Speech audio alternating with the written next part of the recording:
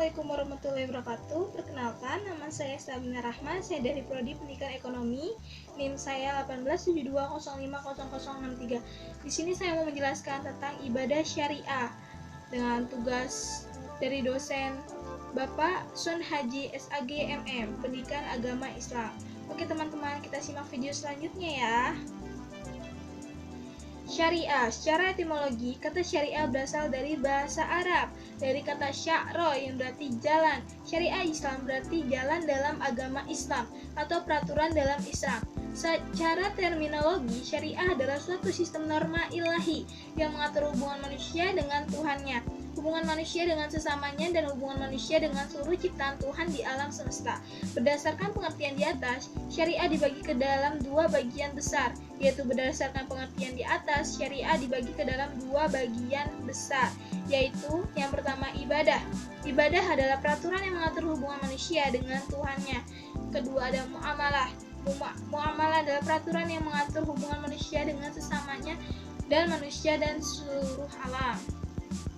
Oke, selanjutnya di sini ada ruang lingkup syariah Islam. Ruang lingkup syariah mencakup peraturan-peraturan sebagai berikut. Oke, di sini ada ibadah khusus, ibadah mahdhah, yaitu peraturan-peraturan yang mengatur hubungan manusia dengan Tuhannya, meliputi rukun Islam. Oke, selanjutnya di sini ada ibadah umum. Muamalah dalam arti luas, yaitu peraturan-peraturan yang mengatur hubungan manusia dengan sesamanya dan hubungan manusia dengan alam lainnya, meliputi muamalah dalam khusus munakhat, jinayat, siasah, dan peraturan-peraturan lainnya yang seperti makanan, minuman, berburu, dan lain-lain. Oke teman-teman, di sini ada tujuan syariah Islam. Tujuan syariah Islam yang paling utama adalah membangun kehidupan manusia atas dasar ma'rufat, kebaikan-kebaikan, dan membersihkan dari munkarat, keburukan-keburukan. Oke, di sini ada yang pertama, ma'rufat adalah nama semua kebajikan atau sifat-sifat yang baik.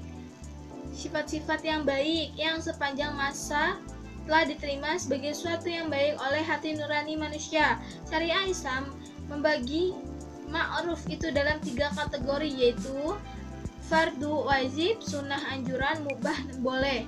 Munkarat adalah nama untuk segala dosa dan kejahatan yang sepanjang masa telah dikutuk oleh watak manusia sebagai sesuatu yang jahat. Syariah Islam membagi munkarat itu dalam 2 kategori, yaitu haram dan makruh. Oke, di sini ada ciri-ciri syariah Islam. Yang pertama ada komprehensif, Quran surat 34 ayat 28 dan Quran surat 21 ayat 107. Di sini ada musatiyah, moderat, Quran surat 2 ayat 143. Yang ketiga ada harakah, dinamis. Yang keempat ada elastis atau fleksibel. Yang kelima ada tidak memberatkan, Quran surat 2 ayat 286 dan Quran surat 22 ayat 78. Yang terakhir ada graduasi, berangsur-angsur. Oke teman-teman, di sini ada dari imam mazhab atau mujtahid terkenal Imam Abu Hanifah. Abu Hanifah Na'mun ibn Sabit al-Tamimi 80 sampai 150 Hijriah atau 699 767 M. Lahir dan tinggal di Kufah, Irak. Dikenal sebagai maha guru yang luas pengetahuannya, terutama di bidang hukum. Oke.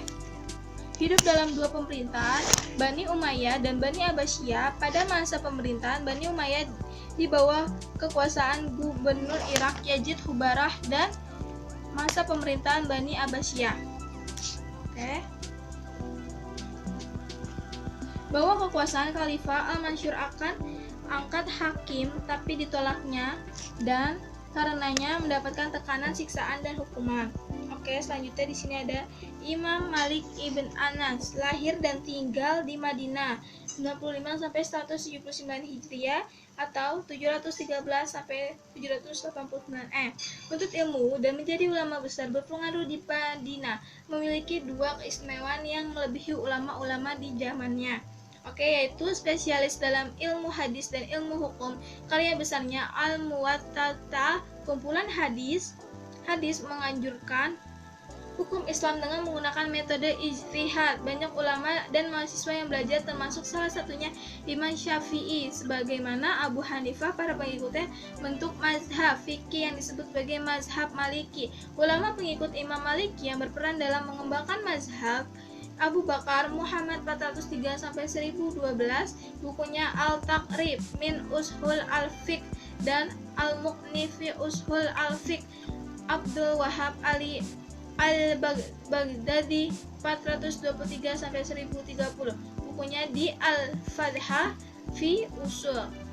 Oke, teman-teman, selanjutnya di sini ada Imam Syafi'i, Muhammad Idris Asy-Syafi'i 150-204 Hijriah, 253 sampai 820 Masehi, dilahirkan di Gaza, meninggal di Kairo, Mesir. Sejak kecil ditinggal bapaknya, wafat bapaknya dan tumbuh dalam menuntut ilmu di Mekah bersamanya ibunya yang dihidup dalam keluarga miskin.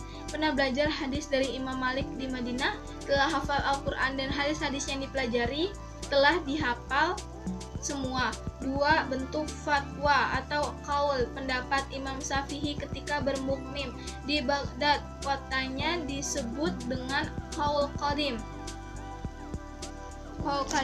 Pendapat lama, dan ketika tinggal di Mesir, fatwanya disebut qaul jadid, pendapat baru. Karya kitab bukunya ada 113 buah tentang tafsir, fikih, kesusastraan dan lainnya. Kitab yang terkenal Al-Um.